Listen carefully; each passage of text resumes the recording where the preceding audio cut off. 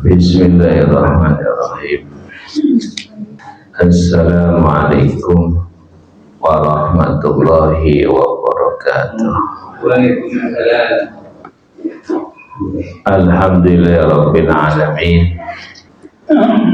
Wassalatu wassalamu ala nabiyyina Muhammadin wa ala alihi wa ashabihi ajma'in, amma ba'du. Allahumma alimna ma jahilna wanfa'na bima 'allamtana wa zidna ilman nafi'an ya rabbal alamin. Bapak-bapak, ibu-ibu jamaah Masjid Al-Mubarak yang mudah-mudahan dimuliakan oleh Allah Subhanahu wa ta'ala.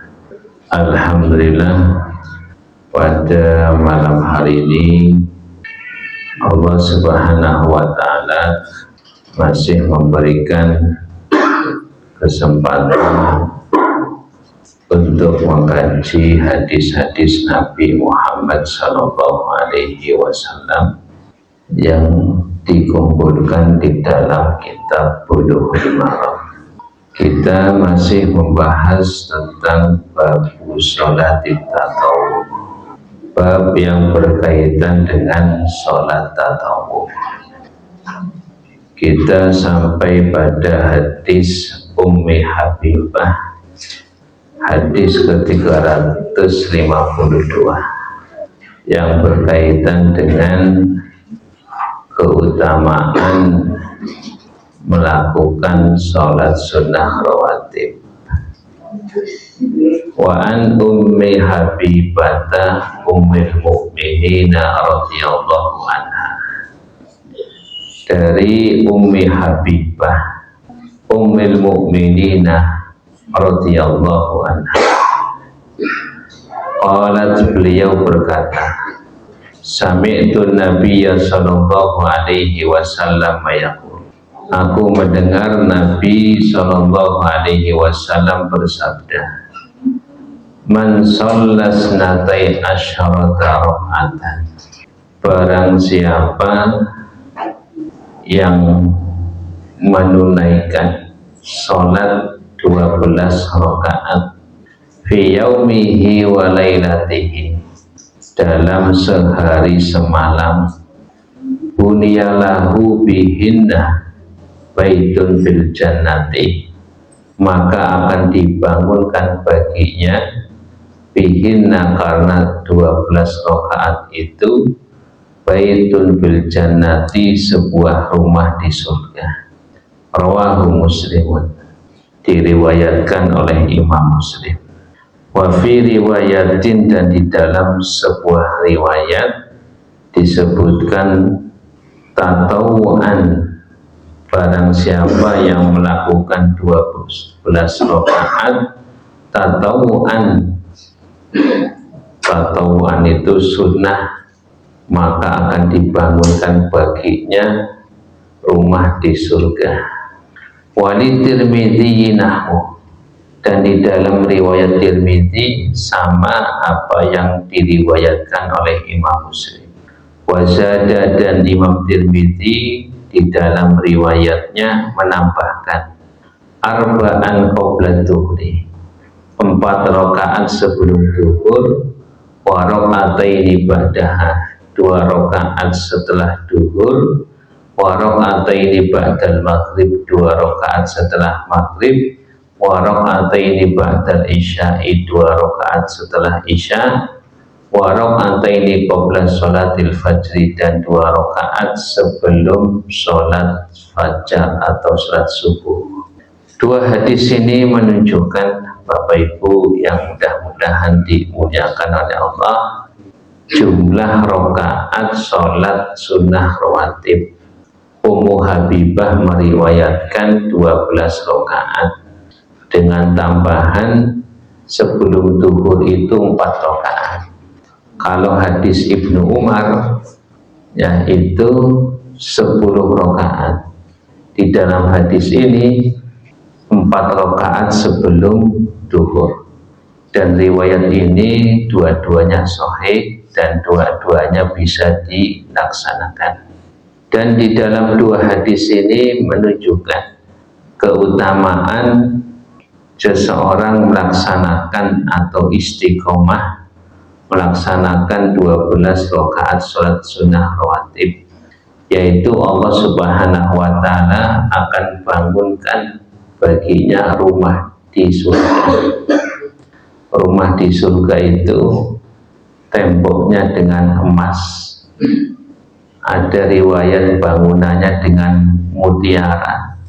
Maka ini menunjukkan keindahan rumah yang kelak nanti akan diberikan bagi orang yang istiqomah di dalam apa? Di dalam melaksanakan sholat sunnah rawatib.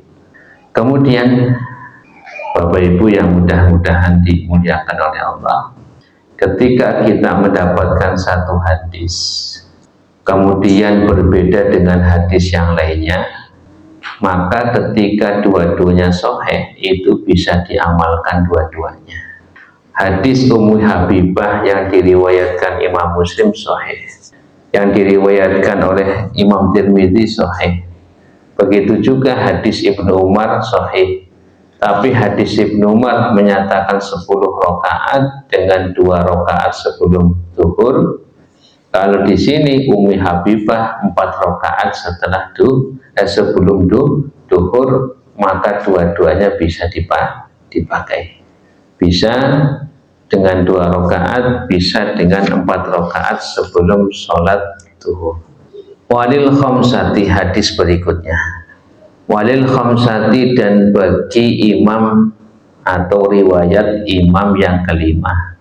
Imam yang 5. Masih ingat imam yang 5 itu siapa? Abu Dawud, Tirmidzi, Nasai, Ibnu Majah, dan Imam Ahmad. Nah, itu awal-awal kita membahas tentang periwayatan di dalam penyebutan Kitab Bulughul Maram.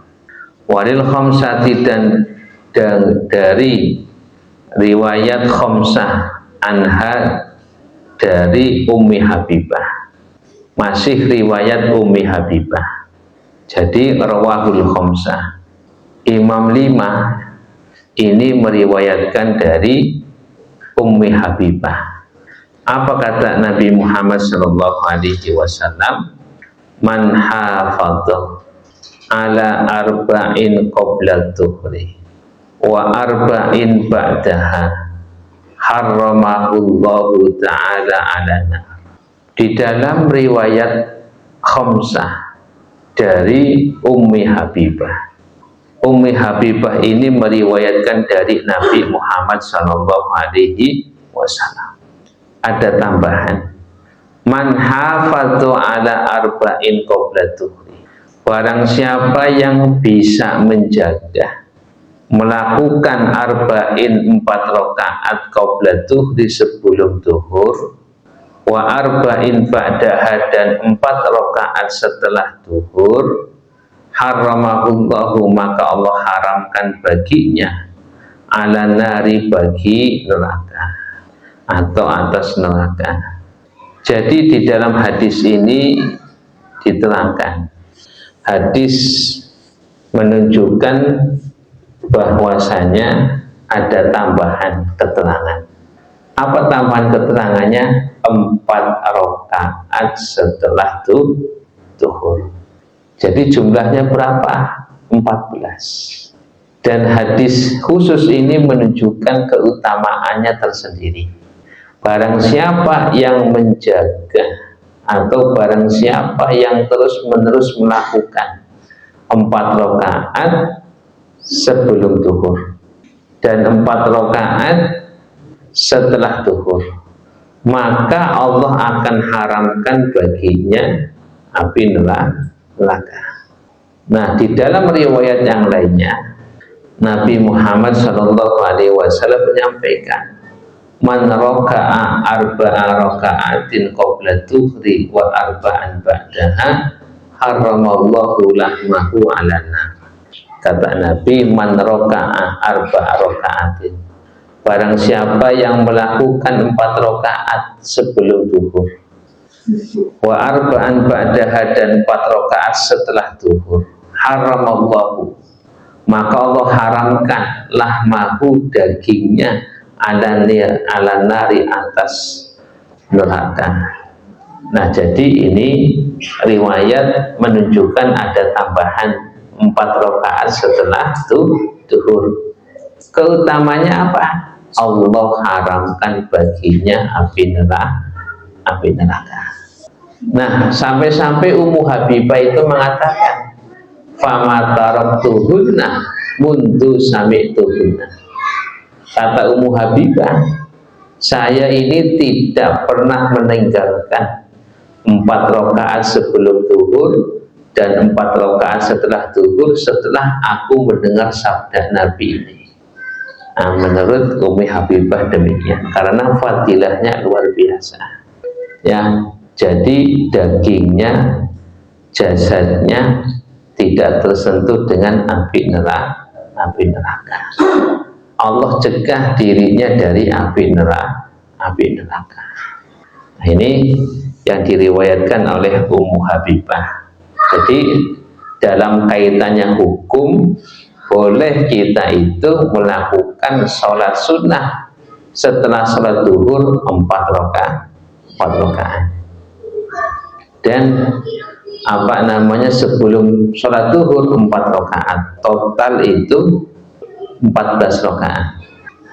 10 rakaat riwayat Ibnu Umar, 12 rakaat dan 14 rakaat itu riwayat Ummu Habibah. Dan Ummu Habibah itu istrinya Nabi. Yang melihat sholat sunnahnya siapa? Rasulullah Shallallahu Alaihi Wasallam. Dan kebanyakan sholat sunnahnya Nabi itu dikerjakan di mana? Di rumah. Nah, ini jadi 10, 12, 14. Jadi itu kaitannya dengan hukum. Ini dinamakan sholat sunnah rawatib. Nah, sholat sunnah rawatib yang muakkadah, yang sangat dianjurkan oleh Nabi Muhammad Sallallahu Alaihi Wasallam. Dan datang fadilah yang khusus dari 4 rakaat sebelum duhur, 4 rakaat setelah duhur, Allah haramkan dagingnya tersentuh api neraka. Berikutnya, wa an Ibni Umar. Ini riwayat Ibnu Umar. Wa an Ibni Umar radhiyallahu anhuma. Dan dari Ibnu Umar radhiyallahu anhuma, qala, beliau berkata, qala Rasulullah sallallahu alaihi wasallam, telah bersabda Rasulullah sallallahu alaihi wasallam, rahimallahu mra'an, Allah subhanahu wa ta'ala akan merahmati imra'an, seseorang, sholat yang sholat arba'an 4 rakaat qoblal asri, sebelum sholat asar. Rawahu Ahmad, diriwayatkan Imam Ahmad, wa Abu Dawud, wa Tirmidzi, wa hasanahu, dan Imam Tirmidzi menghasankan hadis ini, wa Ibnu Huzaimah, dan diriwayatkan oleh Ibnu Huzaimah, wa sahahahu, dan disahihkan oleh Ibnu Huzaimah. Jadi hadis ini secara periwayatan itu sahih. Nah, Imam Tirmidzi menghasankannya berkaitan dengan 4 rakaat sebelum sholat asar. Nah, jadi 4 rakaat sebelum sholat asar itu sebagian ulama mengatakan bukan termasuk bagian dari sholat rawatib, bukan termasuk bagian daripada sholat sunnah rawatib. Nah, sebagaimana yang disampaikan oleh Syekh Shalih Ibn Fauzan, beliau mengatakan hadhil arba'u laisat minar rawatib wa innama hiya minan naflil mutlaq.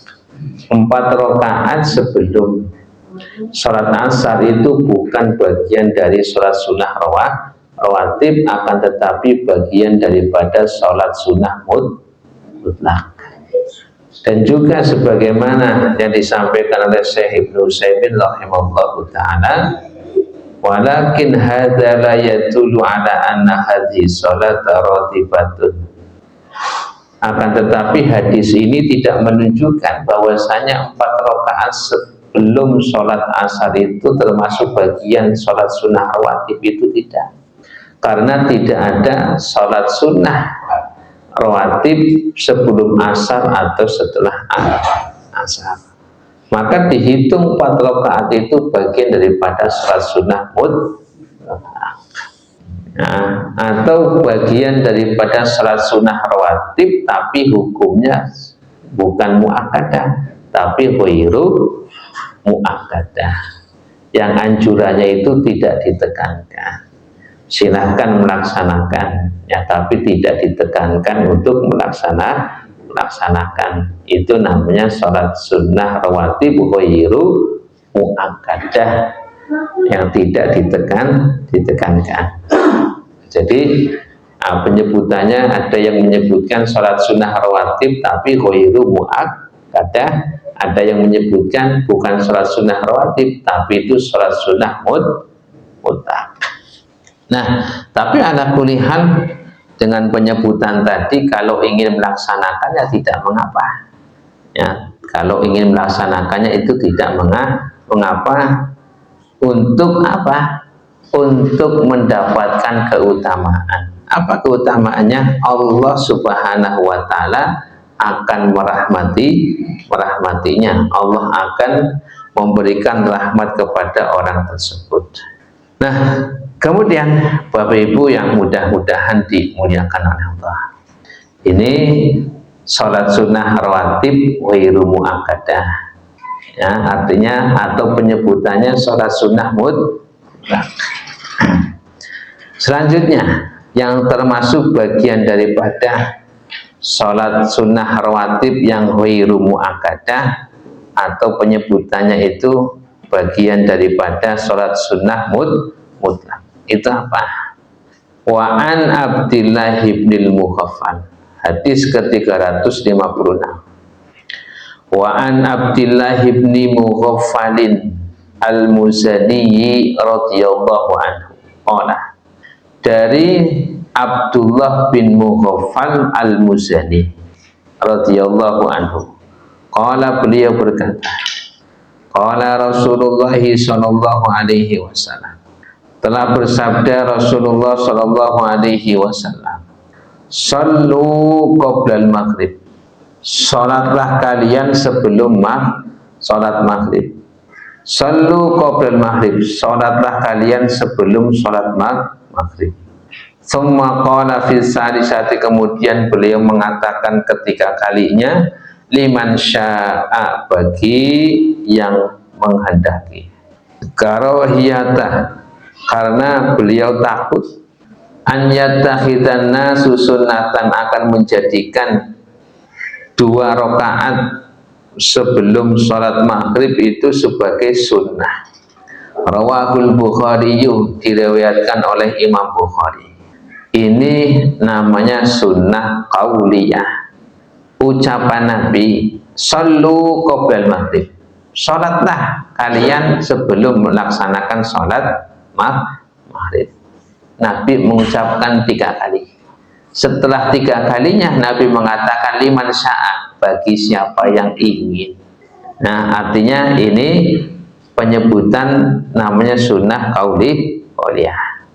Wa fi riwayatin Ibnu Hibban, dan dari riwayat Ibnu Hibban, anna Nabiyya sallallahu alaihi wasallam, masih diriwayatkan dari rawi yang sama, anna Nabiyya sallallahu alaihi wasallam, bahwasanya Nabi sallallahu alaihi wasallam sholat qoblal maghrib rakaat-ini, beliau sholat sebelum sholat maghrib 2 rakaat.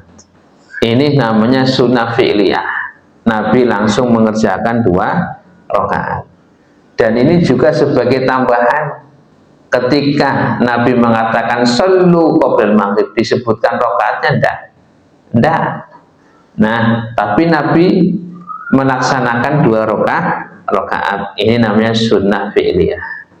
Nah, hadis ke berikutnya, wali muslimin, dan di dalam riwayat Imam Muslim an Anasin, dari sahabat Anas, beliau mengatakan, kunna nusolli rakaataini qabla ghurubi syamsi, kami sholat 2 rakaat sebelum sholat maghrib. Sebelum sholat maghrib. Fakana Nabi sallallahu alaihi wasallam yarona, dan Nabi melihat kami melaksanakan sholat. Falam ya'murna, Nabi tidak memerintahkan kami untuk melakukan 2 rakaat sebelum maghrib. Walam yanhana, dan Nabi juga tidak melarang kami untuk melakukan sholat 2 rakaat sebelum maghrib. Ini namanya takrif. Nabi membiarkan para sahabat yang melakukan 2 rakaat sholat sebelum sholat maghrib, membiarkan. Itu namanya takrif. Jadi di dalam sholat 2 rakaat sebelum maghrib, sunnah kauliyahnya ada, sunnah fi'liyahnya ada, sunnah takririyahnya ada, dan ini kuat. Artinya 2 rakaat sebelum sholat maghrib itu ada dan boleh dikerjakan. Nah, tetapi apakah ini bagian daripada sholat sunnah rawatib atau tidak? Ya tadi seperti tadi penyebutannya. Ada yang menyebutkan itu adalah bagian daripada sholat sunnah mutlak. Ada yang menyebutkan itu bagian daripada sholat sunnah rawatib tetapi ghairu muakkadah. Jadi 2 rakaat sebelum maghrib termasuk sholat sunnah rawatib yang ghairu muakkadah. Nah,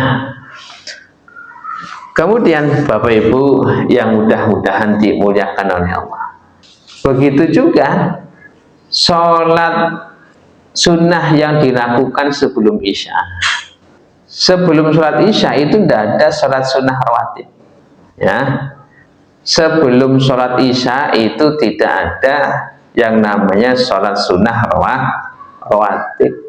Jadi perlu diingat-ingat, sebelum sholat isya yaitu tidak ada yang namanya sholat sunnah rawatib, tidak ada. Tetapi ada keumuman hadis dari Nabi Muhammad Shallallahu Alaihi Wasallam. Apa kata Nabi? Baina kulli adzanaini sholatun. Di antara azan dan iqomah itu ada sholat sunnah 2 rakaat.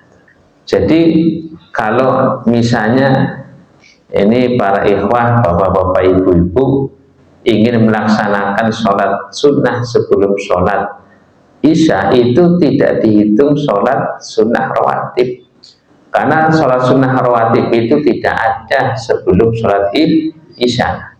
Tapi kalau sekedar untuk melaksanakan 2 rakaat sholat sunnah mutlak, itu tidak mengapa, dengan keumuman hadis Nabi Muhammad Shallallahu Alaihi Wasallam, yaitu apa? Baina kulli adzanaini sholatun.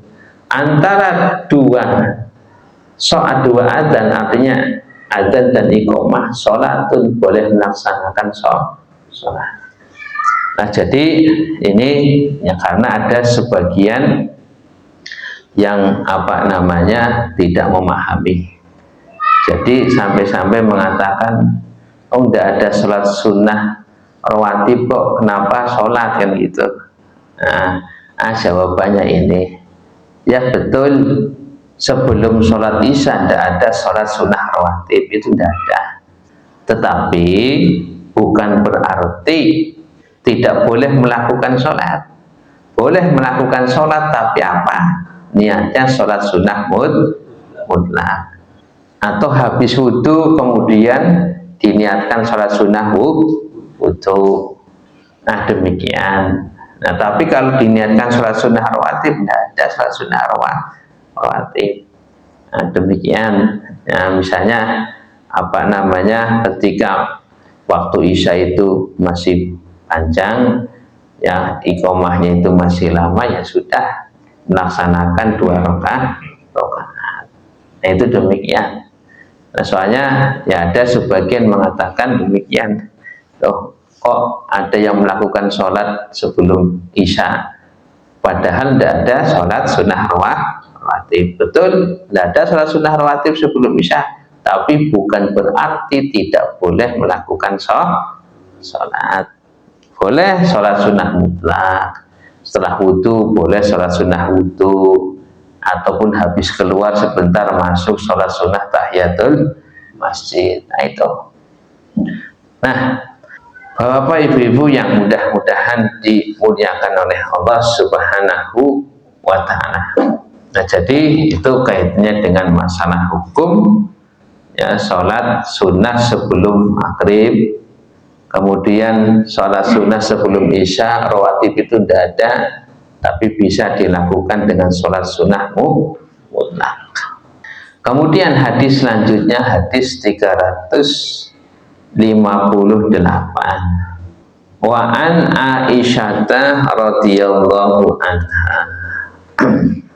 Dan dari Aisyah Ummul Mukminin radhiyallahu anha qalat, beliau berkata, kana Nabi sallallahu alaihi wasallam, adalah Nabi sallallahu alaihi wasallam, yukhaffifu rak'ataini, meringankan 2 rakaat, allataini, yang qabla sholatil subhi, sebelum sholat subuh, hatta inni aqul, sampai aku berkata, aqra bi ummil kitab, apakah Nabi itu baca Al-Fatihah atau tidak?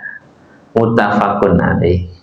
Jadi Bapak Ibu, Nabi itu ketika sholat sunnah qobliyah subuh, beliau melakukannya itu di rumah. Nah, ketika melakukannya di rumah, beliau itu dilihat oleh istrinya yang bernama Aisyah. Dan kebiasaan Nabi itu biasanya setelah sholat tahajud, sholat malam, beliau itu mengakhiri dengan witir. Kemudian Nabi Muhammad Shallallahu Alaihi Wasallam itu sholat sunnah 2 rakaat qobliyah subuh, kemudian baru masuk masjid. Nah, jadi ini riwayat dari Aisyah.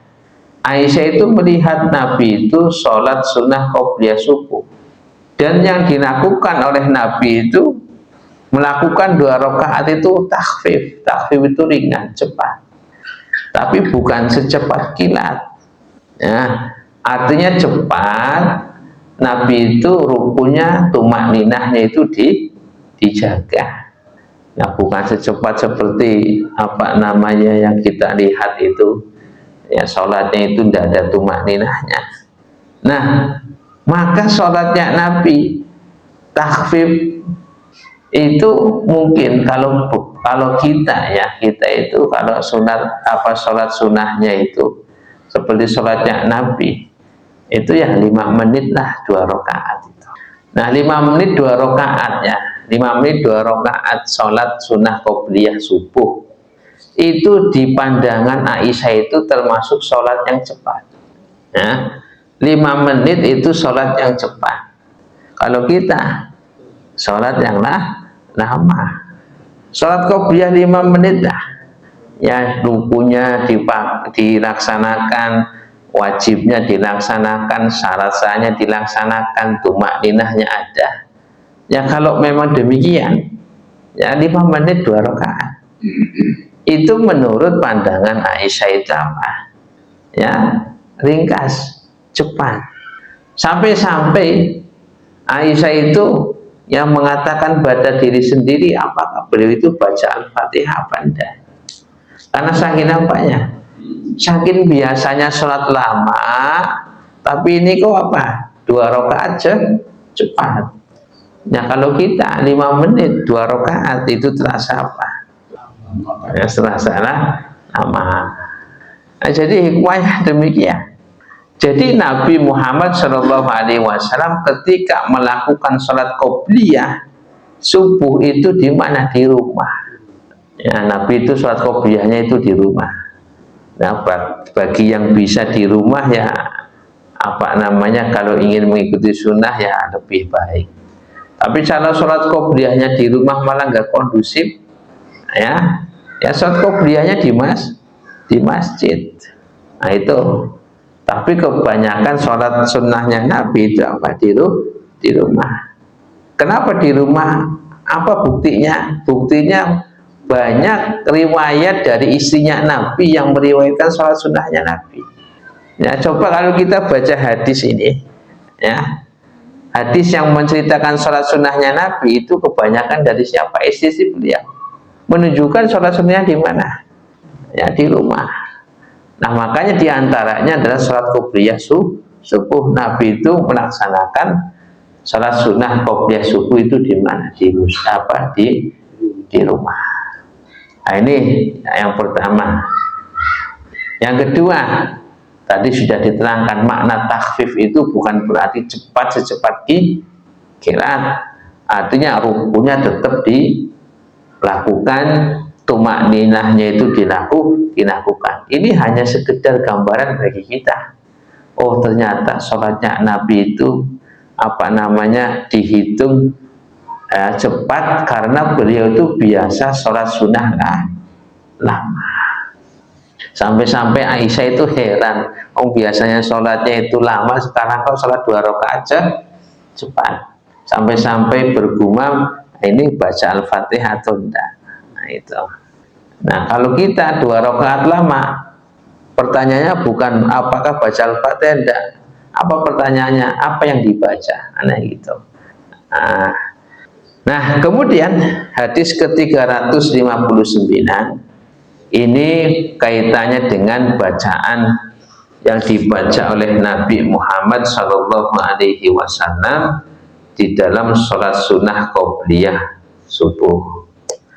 Wa an Abi Hurairah, dan dari hadis Abu Hurairah radhiyallahu anhu, anna Nabiyya sallallahu alaihi wasallam, bahwasanya Nabi sallallahu alaihi wasallam qara'a, beliau membaca fi rakaatayil fajri, di dalam 2 rakaat salat sunnah fajar. Nah, kalau terjemah kitab itu kalau dibaca secara apa namanya secara perkata nanti dikira sholat subuh loh ini, ya. Apa qara'a fi rakaatayil fajri, beliau membaca 2 rakaat dalam sholat sunnah fajar itu, nanti dikira sholat sunnah apa, sholat 2 rakaat fajar. Enggak, 2 rakaat sholat sunnah fajar. Nanti kalau dibaca secara perkata, secara apa namanya arti, oh berarti Nabi kalau sholat subuh bacanya kuliah sama kulhu. Ya udah, ini maknanya maksudnya adalah 2 rakaat sholat sunnah sebelum sholat fajar. Nah, ini dalam mengartikan hadis juga harus paham. Ya, paham apa? Paham hadis-hadis sebelumnya menerangkan apa itu. Ya, jangan apa namanya menerjemah ya seperti apa yang ada di dalam tulisan. Oh enggak, harus runtut ini sebelumnya pembahasannya apaan itu. Nah, oh pembahasannya adalah sholat sunnah 2 rakaat sebelum sholat fajar. Maka kita mengartikannya demikian, qara'a fi rakaatayil fajri, beliau membaca di dalam 2 rakaat sebelum sholat fajar. Apa yang dibaca? Qul ya ayyuhal kafirun, surat Al-Kafirun, wa qul huwallahu ahad, dan surat Al-Ikhlas. Rawahu Muslim, diriwayatkan Imam Muslim. Jadi ini bacaan yang dibaca oleh Nabi Muhammad SAW di dalam apa, sholat sunnah sebelum fajar. Jadi demikian ya, kalau kita ingin mengikuti Nabi ya baca sholat ini. Di samping kita itu mendapatkan pahala 2 rakaatnya, kita mendapatkan pahala ittiba'us sunnah, pahala mengikuti sunnah. Nah, kalau kita misalnya melaksanakan 2 rakaat sebelum sholat subuh, membaca inna a'toina, kemudian membaca surat An-Nas, boleh apa enggak? Boleh, tetapi tidak mendapatkan pahala ittiba'us sunnahnya. Kalau kita ingin mendapatkan pahala ittiba'us sunnah karena Nabi itu biasa dibaca itu, ya insya Allah kita di samping mendapatkan pahala 2 rakaat, kita juga mendapatkan pahala apa? Ittiba'us sunnah. Ya, mengikuti sunnah Nabi Muhammad Shallallahu Alaihi Wasallam. Nah, jadi kalau mau sholat sunnah 2 rakaat sebelum subuh, baca surat ini, ya, untuk sebagai bentuk ittiba'us sunnah, mengikuti Nabi Muhammad Shallallahu Alaihi Wasallam. Nah, jadi kesimpulan hukumnya adalah bahwasanya Nabi Muhammad Shallallahu Alaihi Wasallam ketika melakukan 2 rakaat sebelum sholat subuh, beliau membaca surat Al-Kafirun di rakaat yang pertama dan Al-Ikhlas di rakaat yang kedua. Nah, ini hukumnya demikian. Kalau baca surat yang lainnya boleh tidak? Boleh. Ya, boleh.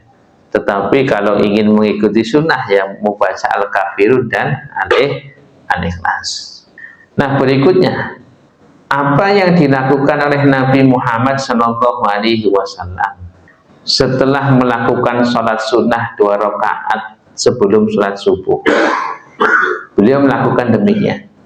Wa an Aisyah radhiyallahu anha, dan dari Aisyah Ummul Mukminin radhiyallahu anha, qalat, beliau berkata, kana Nabiyyu sallallahu alaihi wasallam, adalah Nabi Muhammad sallallahu alaihi wasallam, idza shalla, ketika beliau melakukan sholat rakaatayil fajri, 2 rakaat sebelum salat fajar,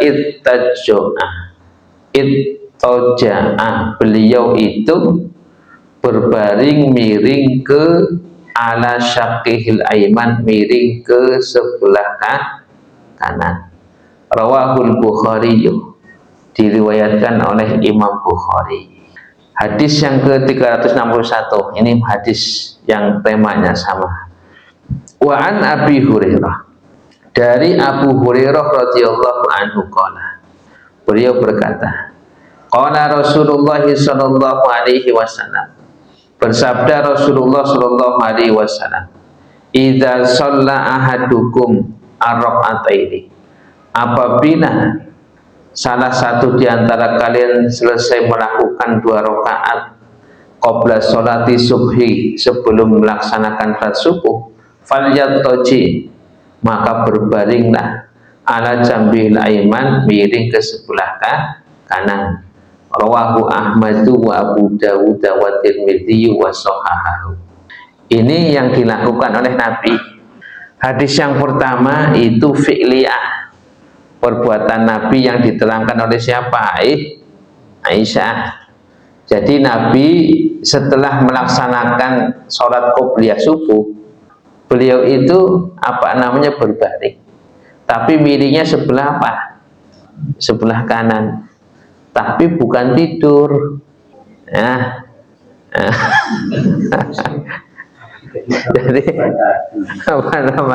nggak tidur Nabi itu, ya artinya rebahan lah kayak gitu, tapi miringnya sebelah.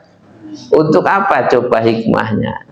Untuk membuat semangat lagi dalam melaksanakan sholat, karena Nabi itu kan sholat malam, ya. Jadi untuk rehat sejenak, tapi tidak tidur, ya.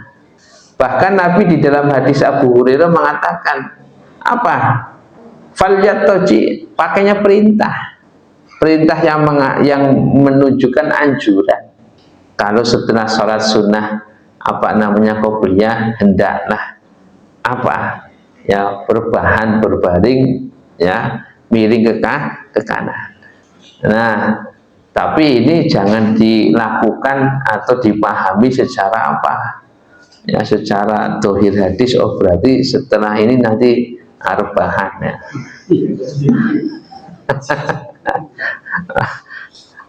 Makanya ini butuh keterangan daripada ulama. Kalau memahami dohirnya coba.